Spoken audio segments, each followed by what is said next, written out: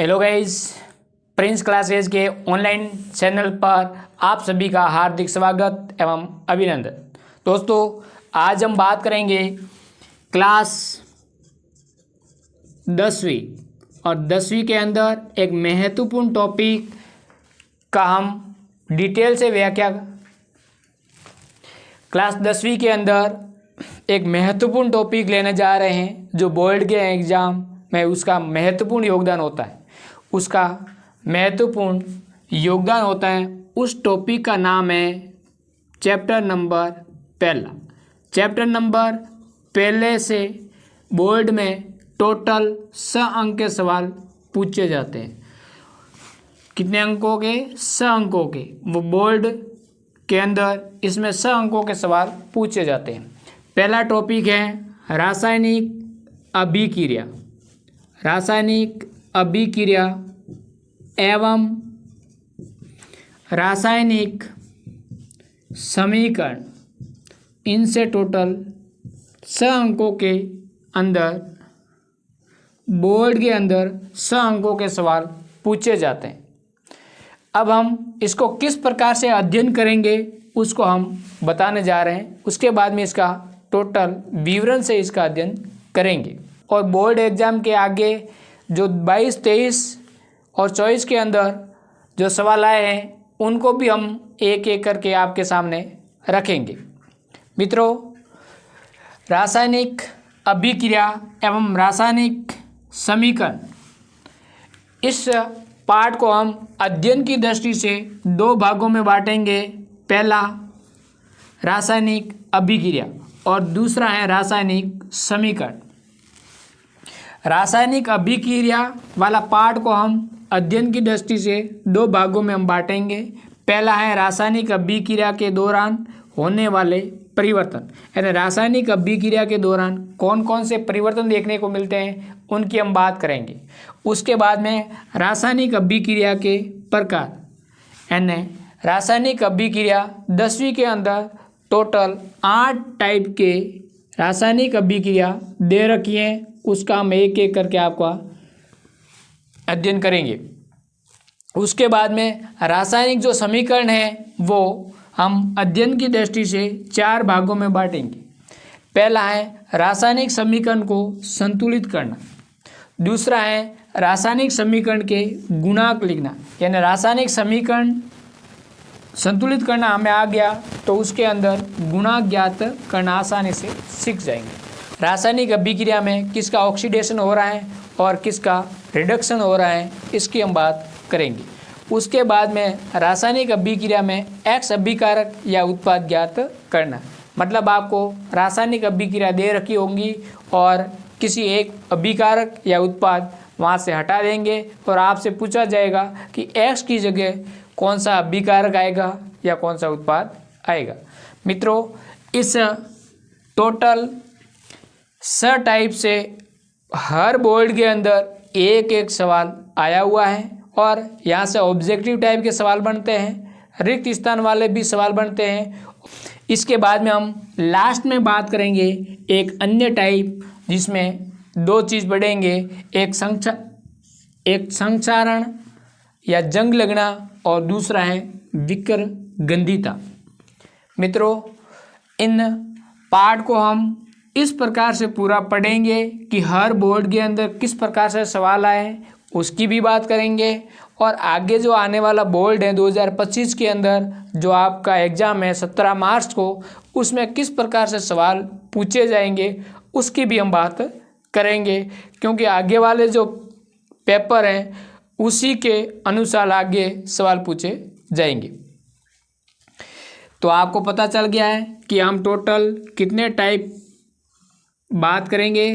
पहले रासायनिक अभिक्रिया के दौरान होने वाले परिवर्तन, रासायनिक अभिक्रिया के प्रकार और रासायनिक समीकरण को संतुलित करना, और उसके बाद में रासायनिक समीकरण में गुणांक लिखना, रासायनिक समीकरण में किसका ऑक्सीकरण हो रहा है या किसका अपक्षय हो रहा है, और रासायनिक समीकरण के अंदर एक्स अभिकारक या उत्पाद ज्ञात करना।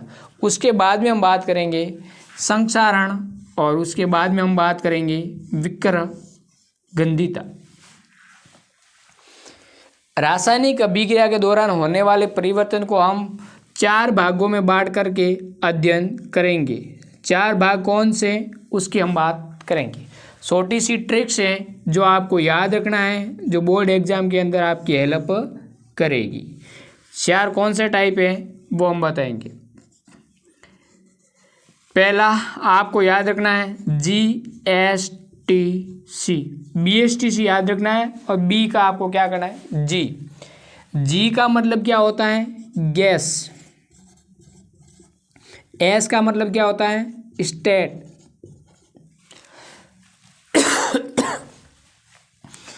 T का मतलब होता है टेम्परेचर,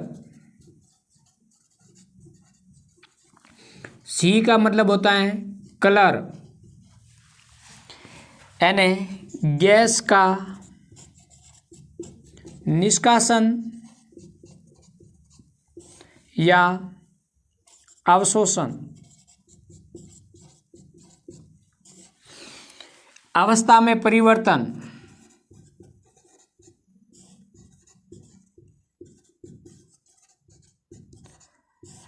TN टेम्परेचर तापमान में परिवर्तन,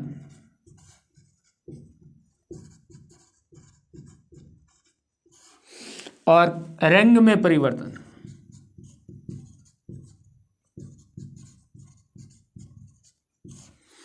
टोटल रासायनिक अभिक्रिया के दौरान 4 परिवर्तन होते हैं। गैस का निष्कासन या अवशोषण, अवस्था में परिवर्तन, तापमान में परिवर्तन, रंग में परिवर्तन। उनके बाद में हम बात करेंगे रासायनिक अभिक्रिया के टोटल 8 प्रकार की एक सारणी बढ़ाएंगे और उसके उदाहरण भी इसी साथ में समझा देंगे ताकि टाइम कम लगे और आप आसानी से उस सारणी को याद कर लेंगे। यहाँ तक हो लिख दिया हो तो नोट करें।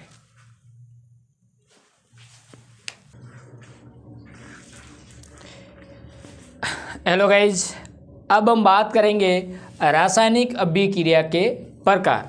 हमने बताया कि 10वीं के अंदर पहले पार्ट के अंदर जो रासायनिक अभिक्रिया के प्रकार बताए गए वो 8 टाइप के प्रकार बताए गए। उसमें से सबसे पहले हम बात करेंगे 4 टाइप के प्रकार, और उसी से एग्जाम में सवाल आते। इस 4 टाइप से ही ज़्यादातर सवाल पूछे गए हैं और इसी से आने की संभावना है। लेकिन आगे 4 टाइप के और जो सवाल 4 टाइप के और आगे रासायनिक अभिक्रिया उनको भी हम आगे समझेंगे।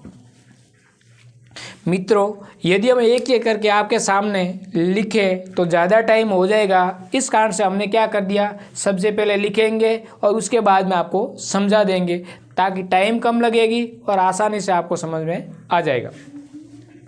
मित्रों, सबसे पहले है संयोजन अभिक्रिया। पहली है संयोजन अभिक्रिया, उसके बाद में वियोजन अभिक्रिया, और वियोजन अभिक्रिया को हम अपघटन अभिक्रिया भी कहते हैं। उसके बाद में विस्थापन अभिक्रिया और लास्ट द्विविस्थापन अभिक्रिया। इनको हम एक एक करके समझने की कोशिश करेंगे। मित्रों, सबसे पहले संयोजन अभिक्रिया या कंबाइनेशन, यानी कंबाइन करना, जोड़ना। तो ऐसी रासायनिक अभिक्रिया जिसमें 2 या 2 से अधिक अभिकारक या क्रियाकारक आपस में क्रिया करके एकल उत्पाद बनाते हैं उसे संयोजन अभिक्रिया कहते हैं। उसे क्या कहते हैं, संयोजन अभिक्रिया कहते हैं। संयोजन अभिक्रिया कहते हैं। तो संयोजन अभिक्रिया किसे कहते हैं, ऐसी अभिक्रिया जिसमें 2 या 2 से अधिक अभिकारक आपस में क्रिया करके एकल उत्पाद बनाते हैं उसे संयोजन अभिक्रिया कहते हैं। एग्जाम में ये दिया जाए कि संयोजन अभिक्रिया या कंबाइनेशन रिएक्शन किसे कहते हैं, तो आपको ये क्या करना है, परिभाषा लिखनी है। इतनी ही परिभाषा लिखनी है, ज़्यादा याद करने की कोशिश नहीं करना है। उनके बाद में देखो, सभी में मैंने कॉमन रखा है ऐसी रासायनिक अभिक्रिया जिसमें, ऐसी रासायनिक अभिक्रिया जिसमें, मतलब इतना यहाँ से आपको शुरू करना है। ए एक अभिकारक है, बी एक अभिकारक है और दोनों आपस में क्रिया करके एकल उत्पाद सी का निर्माण करते हैं, उसे हम क्या कहते हैं? संयोजन अभिक्रिया कहते हैं। यह कार्बन है और कार्बन ऑक्सीजन के साथ में क्रिया करके कार्बन डाइऑक्साइड गैस का निर्माण करते हैं। तो आपको ये अभिक्रिया दी जाए और सवाल दिया जाए कि निम्न में से ये कौन सी अभिक्रिया है, तो आपको लिखना है संयोजन अभिक्रिया, क्योंकि यहाँ दो अभिकारक आपस में क्रिया करके एकल उत्पाद का निर्माण करते हैं। वह कौन सी अभिक्रिया होती है? संयोजन। कैल्शियम ऑक्साइड जल के साथ में क्रिया करके कैल्शियम हाइड्रोक्साइड और उष्मा देता है। दोस्तों ये कैल्शियम ऑक्साइड है, इसे कहते हैं बिना बुझा चूना। इसे हम कहते हैं बिना बुझा हुआ चूना। कैल्शियम ऑक्साइड की अभिक्रिया जल के साथ में करते हैं तो कैल्शियम हाइड्रोक्साइड का निर्माण होता है और साथ में किसका निर्माण होता है? उष्मा का। यानी दो अभिकारक आपस में क्रिया करके एकल उत्पाद का निर्माण किया, क्योंकि उष्मा निकल जाती है बाहर। और इसे हम कहते हैं बुझा हुआ चूना। बुझा हुआ चूना, ये याद रखना है कि बुझा हुआ चूना क्या है और बिना बुझा हुआ चूना क्या है। तो संयोजन अभिक्रिया किसे कहते हैं आपको समझ में आ गया होंगे। और ये दो उदाहरण आपको याद रखना है, पहला यह और दूसरा यह। अब हम बात करेंगे वियोजन अभिक्रिया, और कभी कभी एग्जाम में आता है कि अपघटन अभिक्रिया, यानी आपको इंग्लिश वाला टर्म याद रखना है डीकम्पोजिशन रिएक्शन। डीकम्पोजिशन रिएक्शन ऐसी रासायनिक अभिक्रिया जिसमें एकल अभिकारक टूट करके दो या दो से अधिक उत्पाद बनाते हैं, उसे हम क्या कहते हैं? वियोजन अभिक्रिया। मतलब जस्ट इसका उल्टा है। संयोजन में क्या होता है? दो अभिकारक आपस में जुड़ते हैं और एक उत्पाद का निर्माण करते हैं, और यहाँ एक अभिकारक टूट करके दो उत्पाद का निर्माण करते हैं।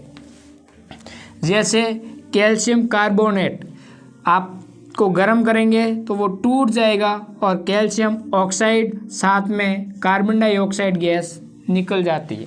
दोस्तों यहाँ आपने देखा कैल्शियम ऑक्साइड बिना बुझा हुआ चूना भी कहते हैं। तो ये कैल्शियम ऑक्साइड को क्या कहते हैं? बिना बुझा हुआ चूना। लेकिन इसे हम संगमरमर कहते हैं। इसे हम क्या कहते हैं? संगमरमर कहते हैं, या चूना पत्थर भी इसे कहते हैं। ध्यान रखना है, चूना पत्थर। एग्जाम में आ जाए संगमरमर का रासायनिक सूत्र लिखिए तो कैल्शियम कार्बोनेट आपको लिखना है। तो आपको समझ में आ गया कि संयोजन अभिक्रिया में दो अभिकारक आपस में जुड़ते हैं, एक उत्पाद का निर्माण करते हैं। वियोजन अभिक्रिया में एक अभिकारक टूट करके दो उत्पाद का निर्माण करते हैं। अब हम बात करेंगे विस्थापन अभिक्रिया और द्विविस्थापन अभिक्रिया। ये दोनों आपस में एक दूसरे क्या है? ऑपोजिट है। अब हम बात करेंगे विस्थापन अभिक्रिया। मित्रों ध्यान रखें कि एग्जाम के अंदर डिस्प्लेसमेंट रिएक्शन या डबल डिस्प्लेसमेंट रिएक्शन कौन सी आई हुई है, उसी का उदाहरण आपको लिखना है और उसी की परिभाषा लिखनी है। कभी कभी क्या होता है, विस्थापन को हम द्विविस्थापन मान लेते हैं या द्विविस्थापन को विस्थापन मान लेते हैं। इसकी परिभाषा है आपको लिखनी है कि ऐसी रासायनिक अभिक्रिया जिसमें अधिक क्रियाशील, क्या याद रखना है? अधिक क्रियाशील धातु द्वारा लवण में उपस्थित कम क्रियाशील धातु को विस्थापित कर देता है। यानी ऐसी रासायनिक अभिक्रिया जिसमें अधिक क्रियाशील धातु कम क्रियाशील धातु को लवण से क्या कर देते हैं? विस्थापित कर देते हैं, उसे हम क्या कहते हैं? विस्थापन अभिक्रिया कहते हैं। जैसे एक अधिक क्रियाशील धातु है और सी मानो कम क्रियाशील धातु है, तो ए क्या करेगा? लवण में से कम क्रियाशील धातु सी को विस्थापित कर देता है, अलग कर देता है। यहाँ देखो जिंक सल्फेट एक अधिक क्रियाशील धातु है। क्या है? अधिक क्रियाशील धातु है। और अधिक क्रियाशील धातु जिंक कॉपर सल्फेट में से कॉपर को अलग कर देता है, क्योंकि कॉपर क्या है? कम क्रियाशील धातु। तो जिंक अधिक क्रियाशील धातु और ये कॉपर क्या है? कम क्रियाशील धातु। तो इस लवण में से जिंक कॉपर को क्या कर देता है? अलग कर देता है। ये कॉपर क्या हो गया? अलग। मालूम कैसे चलता है कि कॉपर सल्फेट का जो रंग होता है वो नीला होता है, और जिंक सल्फेट जब बनेगा तो ये क्या हो जाएगा? रंगहीन हो जाएगा। रंगहीन हो जाएगा, यानी इसका जो रंग है नीला, वो रंग क्या हो जाएगा? गायब हो जाएगा। मतलब आप समझ गए होंगे कि ऐसी अभिक्रिया जिसमें अधिक क्रियाशील धातु कम क्रियाशील धातु को उसके लवण में से उसको क्या कर देता है? विस्थापित कर देता है, अलग कर देता है। अब हम बात करेंगे द्विविस्थापन किसे कहते हैं। ऐसी अभिक्रिया जिसमें दो अलग अलग अभिकारक, यानी दो अलग अलग अभिकारक में उपस्थित आयनों का क्या होता है? आदान प्रदान होता है। दो अलग अलग अभिकारक हैं और उसमें आयनों का क्या होता है? आदान प्रदान होता है। उससे हम क्या कहते हैं? द्विविस्थापन अभिक्रिया कहते हैं। जैसे ए बी एक अभिकारक है और सी और डी एक अभिकारक है। यहाँ पर सी और बी का क्या हो जाता है? आदान प्रदान। मतलब बी इसके साथ में जुड़ जाएगा और सी किसके साथ में जुड़ जाएगा? ए के साथ में। तो आयनों का क्या हो गया है? आदान प्रदान। और क्या बन जाएगा? AC plus BD। इसी प्रकार हम बात करेंगे सोडियम सल्फेट। सोडियम सल्फेट की अभिक्रिया बेरियम क्लोराइड से करवाते हैं तो बेरियम सल्फेट बनता है और साथ में क्या बनता है? Sodium chloride. और बेरियम सल्फेट बनता है और ये क्या होता है? अवक्षेप होता है, तैर करके ऊपर आ जाता है। ये क्या होता है? अवक्षेप होता है। तो सोडियम सल्फेट की अभिक्रिया बेरियम क्लोराइड के साथ करवाते हैं तो बेरियम सल्फेट बनता है और साथ में क्या बनता है? सोडियम क्लोराइड, जो कि एक्वस या जलीय रूप में होता है। यानी आप समझ गए होंगे कि रासायनिक अभिक्रिया संयोजन, वियोजन, विस्थापन और द्विविस्थापन किसे कहते हैं। आपको ये एग्जाम्पल जरूर याद रखना है। एग्जाम्पल क्या होता है कि एग्जाम के अंदर ये एग्जाम्पल पूछे जाते और ये एग्जाम्पल आपको जब याद है तो आप आराम से कौन सी अभिक्रिया वो पहचान सकते हैं। संयोजन के अंदर दोनों का योग होता है और एक उत्पाद बनता है, और यहाँ पर एक अभिकारक टूटता है, दो उत्पाद बनते हैं। यहाँ क्या होता है? अधिक क्रियाशील धातु है वो कम क्रियाशील धातु को उससे क्या कर देता है? अलग कर देता है, विस्थापित कर देता है। और यहाँ द्विविस्थापन में क्या होता है? आयनों का आदान प्रदान होता है। क्या होता है? आयनों का आदान प्रदान होता है। ये ध्यान रखें, द्विविस्थापन में आयनों का क्या होता है? आदान प्रदान होता है। और ये उदाहरण आपको याद रखना है। सोडियम सल्फेट की अभिक्रिया बेरियम क्लोराइड के साथ में करवाते हैं तो बेरियम सल्फेट बनता है। यहाँ तक आपको समझ में आ गया होगा। अब हम बात करेंगे नेक्स्ट अगले टाइप की कि ऑक्सीडेशन रिडक्शन किसे कहते हैं और रेडॉक्स अभिक्रिया किसे कहते हैं और अवक्षेप अभिक्रिया किसे कहते हैं। एक एक करके हम आगे समझेंगे। नोट कर लो और इसका स्क्रीनशॉट जरूर लें ताकि आपको आसानी से समझ में आ जाएगा। मित्रों, अब हम बात करेंगे पार्ट 2 यानी रासायनिक अभिक्रिया के दूसरे भाग में, जिसमें 4 प्रकार पढ़ेंगे। सबसे पहला जो प्रकार है वो ऑक्सीकरण व अपचयन के आधार पर कितने भागों में रासायनिक अभिक्रिया को बांटा गया है। उसके बाद में हम पढ़ेंगे रेडॉक्स अभिक्रिया किसे कहते हैं और उसकी परिभाषा देखेंगे। उसके बाद में अवक्षेपण अभिक्रिया किसे कहते हैं उसकी परिभाषा देखेंगे। और उसके बाद में हम पढ़ेंगे ऊष्मा के आधार पर रासायनिक अभिक्रिया। मित्रों, ऑक्सीकरण व अपचयन के आधार पर हम 2 अलग अलग नाम है, ऑक्सीडेशन रिडक्शन यानी ऑक्सीकरण अभिक्रिया और अपचयन अभिक्रिया।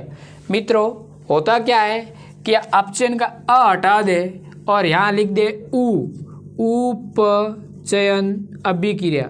उपचयन अभिक्रिया को ही भी क्या कहते हैं, ऑक्सीकरण अभिक्रिया। ध्यान रहे एग्जाम के अंदर अपचयन अभिक्रिया पूछा है या उपचयन अभिक्रिया पूछा गया।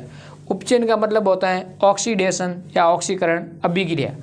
ऑक्सीकरण अभिक्रिया किसे कहते हैं और अपचयन अभिक्रिया किसे कहते हैं, दोनों के अंदर थोड़ा सा अंतर है कि ऑक्सीकरण मतलब ऑक्सीकरण का जुड़ना, तो अपचयन यानी हाइड्रोजन का जुड़ना। अब हाइड्रोजन यहाँ जुड़ रही है तो यहाँ निकलेगी, यानी ऑक्सीकरण अभिक्रिया में हाइड्रोजन का निष्कासन और अपचयन अभिक्रिया में ऑक्सीजन का निष्कासन। तो ऐसी अभिक्रियाएं जिसमें ऑक्सीकरण का जुड़ना मतलब ऑक्सीकरण अभिक्रिया में ऑक्सीजन जुड़ती है और अपचयन अभिक्रिया में हाइड्रोजन जुड़ती है। कौन जुड़ती है, हाइड्रोजन, तथा हाइड्रोजन का निष्कासन हो उससे हम क्या कहते हैं, ऑक्सीकरण अभिक्रिया। देखो इधर कि कॉपर की अभिक्रिया हम ऑक्सीजन के साथ में करवाते हैं तो कॉपर ऑक्साइड बनता है, और यहाँ ऑक्सीजन आपस में जुड़ा है कॉपर के साथ में, तो कौन सी अभिक्रिया होगी, ऑक्सीकरण अभिक्रिया। दूसरी अभिक्रिया है अपचयन की अभिक्रिया। कैल्शियम की अभिक्रिया जब हम हाइड्रोजन के साथ में करते हैं तो कैल्शियम हाइड्रोक्साइड बनता है, एंड कैल्शियम की अभिक्रिया हाइड्रोजन के साथ में करवाते हैं और ताप बढ़ाते हैं। जब ताप बढ़ाते हैं तो इसके साथ में जुड़ जाएगी हाइड्रोजन, कैल्शियम के साथ में कैल्शियम हाइड्राइड बनाएगी, और कैल्शियम हाइड्राइड के अंदर यहाँ हाइड्रोजन जुड़ा है, इसलिए हम क्या कहते हैं, अपचयन अभिक्रिया कहते हैं। मित्रों दूसरा जो उदाहरण है जस्ट इसका यहाँ हमने लिख दिया और इसको यहाँ लिख दिया। क्यों, क्योंकि ऑक्सीजन इसमें जुड़ रहा है तो इसको कहते हैं ऑक्सीकरण अभिक्रिया। इसको हमने उल्टा कर दिया कि उत्पाद को पहले लिख दिया और अभिकार को हमने बाद में लिख दिया। यहाँ देखो ऑक्सीजन यहाँ से दूर जा रहा है, बाहर निकल रहा है, तो ऑक्सीजन का निष्कासन हो रहा है, इसे कहते हैं रिडक्शन अभिक्रिया या अपचयन अभिक्रिया। यहाँ हाइड्रोजन जुड़ रहा है लेकिन इसी अभिक्रिया को उल्टा कर दे तो क्या होगा, यहाँ से हाइड्रोजन निकलेगा और कैल्शियम साथ में बनेगा, मतलब हाइड्रोजन का यहाँ क्या हो गया, निष्कासन हो गया। हाइड्रोजन का जहाँ निष्कासन होता है उससे हम क्या कहते हैं, ऑक्सीकरण अभिक्रिया। मित्रों एक याद रखना है कि उदाहरण एक याद रखना है कि जब ऑक्सीजन आपस में जुड़े इस अभिकार के साथ में तो उसे ऑक्सीकरण कहते हैं, हाइड्रोजन जुड़े तो इसे अपचयन कहते हैं। इसका उल्टा करेंगे तो ये बन जाएगा और इसका उल्टा कर देंगे तो ये बन जाएगा। आगे है रेडॉक्स अभिक्रिया। यहाँ दोनों अलग अलग काम हो रहा है, ऑक्सीकरण अलग जुड़ रहा है, हाइड्रोजन अलग जुड़ रहा है। यहाँ हाइड्रोजन अलग निकल रहा है और यहाँ ऑक्सीजन अलग निकल रहा है। यदि ये दोनों अभिक्रियाएं एक साथ में हो जाए, एक ही पद के अंदर दो साथ साथ अभिक्रिया हो, ऑक्सीकरण व अपचयन, तो उसे हम क्या कहते हैं, रेडॉक्स अभिक्रिया कहते हैं। ऐसी अभिक्रिया जिसमें ऑक्सीकरण व अपचयन दोनों प्रकार की अभिक्रिया एक साथ हो तो उसे हम क्या कहते हैं, रेडॉक्स अभिक्रिया कहते हैं। यहाँ देखें कि कॉपर ऑक्साइड की अभिक्रिया हाइड्रोजन में के साथ करवाते हैं तो यहाँ से ऑक्सीजन निकलेगा, क्योंकि हम इसको गर्म कर रहे हैं, तो यहाँ शेष रहेगा कॉपर और हाइड्रोजन के साथ में ऑक्सीजन जुड़ जाएगा और क्या बन जाएगा, जल बन जाएगा, H2O बन जाएगा। तो हाइड्रोजन के साथ में कौन जुड़ा, ऑक्सीजन। अब हाइड्रोजन के साथ में ऑक्सीजन जुड़ रहा है तो यहाँ पर हो रहा है ऑक्सीकरण, और यहाँ से ऑक्सीजन बाहर निकल रहा है तो इसका क्या हो रहा है, अपचयन हो रहा है। ऐसी अभिक्रिया आप देख सकते हो ZnO जिंक ऑक्साइड की अभिक्रिया हम जैसे हाइड्रोजन के साथ में करवा लेते हैं और इसको गर्म करते हैं तो क्या होता है, यहाँ से ऑक्सीजन बाहर चली जाएगी और हाइड्रोजन के साथ में जुड़ जाएगी। तो यहाँ क्या हो गया है, ऑक्सीजन जुड़ी है, ऑक्सीडेशन, और यहाँ पर ऑक्सीजन बाहर गई है तो क्या होगा, रिडक्शन होगा, अपचयन होगा। यहाँ आपको ध्यान रखना है कि यहाँ अपचयन हुआ है और यहाँ क्या हो गया, ऑक्सीकरण हुआ है। क्योंकि यहाँ से ऑक्सीजन बाहर निकली अपचयन और इसके साथ में आकर ऑक्सीजन जुड़ी तो क्या हो गया, ऑक्सीकरण हुआ है। ये ध्यान रखना है, एग्जाम में ऐसे सवाल पूछे जाते हैं। अवक्षेपण अभिक्रिया किसे कहते हैं? नाम अवक्षेपण मतलब उत्पाद में क्या बनना चाहिए, अवक्षेप। और अवक्षेप किसे कहते हैं? जो घुले नहीं, अघुलनशील हो, कठोर पदार्थ हो, जिसको हम पिघाले तो पिघलता नहीं हो। तो ऐसी अभिक्रिया जिसमें अविलेय जल के साथ में विलय नहीं हो, उत्पाद जिसे हम क्या कहते हैं, अवक्षेप बनता हो, उसे हम अवक्षेप अभिक्रिया कहते हैं। अभिक्रिया इंपॉर्टेंट है, आपको याद रखना है। और कभी ये एग्जाम के अंदर बहुत बार आता है कि सोडियम क्लोराइड की अभिक्रिया सिल्वर नाइट्रेट के साथ में करवाते हैं तो सिल्वर क्लोराइड का निर्माण होता है और ये क्या होता है, श्वेत अवक्षेप बनता है। और क्या होगा, ये दोनों आपको दे देंगे और यहाँ X कर देंगे और साथ में ये कर देंगे, इसका निर्माण क्या होगा। तो मित्रों, सोडियम क्लोराइड की अभिक्रिया, सोडियम क्लोराइड की अभिक्रिया सिल्वर नाइट्रेट के साथ में करवाते हैं तो सिल्वर क्लोराइड बनता है जो कि एक अवक्षेप है और उसका अवक्षेप कैसा होता है, श्वेत होता है, वाइट होता है सिल्वर क्लोराइड। साथ में सोडियम नाइट्रेट आयन बनते हैं जलीय विलय में। उसके बाद में हम बात करें ऊष्मा के आधार पर अभिक्रिया कितने प्रकार की होती है, 2 प्रकार की। एक होता है ऊष्मा सेपी और दूसरा होता है ऊष्मा शोषी। नाम में पता है ऊष्मा सेपी यानी ऊष्मा उत्सर्जन और ऊष्मा शोषी अवशोषण यानी ऊष्मा शोषी। यहाँ देखो शोषी यानी अवशोषण, ऐसी अभिक्रिया जिसमें ऊष्मा का अवशोषण हो उसे ऊष्मा शोषी कहते हैं। और ऐसी अभिक्रिया जिसमें ऊष्मा का उत्सर्जन होता है उसे हम क्या कहते हैं, ऊष्मा सेपी अभिक्रिया कहते हैं। यहाँ तक समझ में आ गया हो। ध्यान ये रखना है कि जब प्राकृतिक गैस भी इसे कहते हैं, क्या कहते हैं, प्राकृतिक गैस। प्राकृतिक गैस होती है मीथेन और प्राकृतिक गैस मीथेन CHO4 मीथेन की अभिक्रिया ऑक्सीजन गैस के साथ में करवाते हैं तो कार्बन डाइऑक्साइड गैस बनकर के निकल जाती है और जल वाष्प का निर्माण होता है। साथ में क्या होता है, ऊष्मा निकलती है। और ये किस प्रकार की अभिक्रिया है, साथ में ऊष्मा निकल रही है, इसका मतलब क्या हुआ, ऊष्मा सेपी अभिक्रिया का उदाहरण है। यहाँ देखें ऐसी अभिक्रिया जिसमें ऊष्मा का अवशोषण होता हो यानी सिल्वर क्लोराइड। यहाँ हमने पढ़ा कि सिल्वर क्लोराइड क्या है, अवक्षेप है, अघुलनशील है, अविलय है। ये विलय सामान्य तो नहीं होता है लेकिन क्या होता है, इसमें सूर्य का प्रकाश देते हैं। ये अवक्षेप है, सामान्य से विलय नहीं होता है लेकिन जब इसको सूर्य का प्रकाश देते हैं तो ये क्या होता है, घुलनशील होकर के 2 अलग अलग उत्पादों में टूट जाता है, सिल्वर और क्लोराइड। क्लोराइड गैस जो बाहर निकल जाती है और हमें क्या प्राप्त होता है, सिल्वर।